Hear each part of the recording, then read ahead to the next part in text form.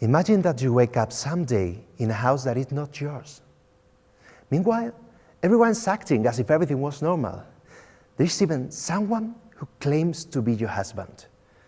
But you can barely remember you've been married for more than 50 years. Imagine you forget how to eat or even walk. My grandmother started suffering from Alzheimer's 10 years ago. At first, we all thought it was just her age, and once that problem had a name, it didn't seem to matter anymore. My grandmother's brain was shutting down, and so was she. Like my grandmother, 46 million people suffer from Alzheimer's around the world. 46 million people whose memories and life are in a blackout. At the moment, there is no cure for Alzheimer's. All we have are ways to delay the progression of the disease.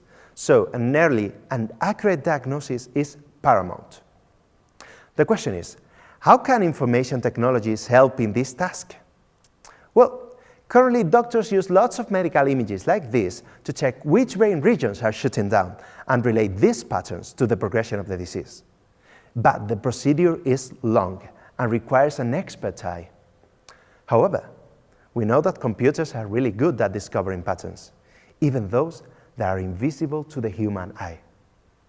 In my thesis, we've developed mathematical and computational models to help us in this quest, following three major approaches.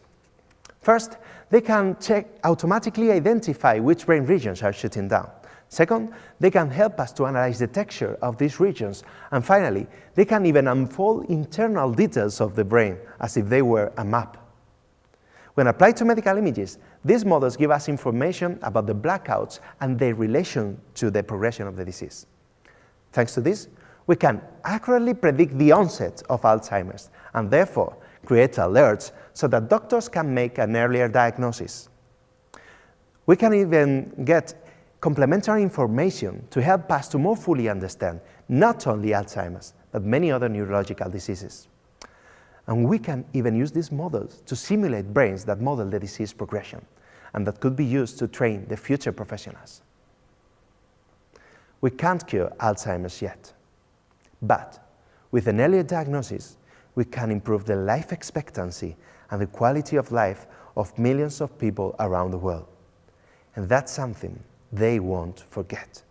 Thank you very much.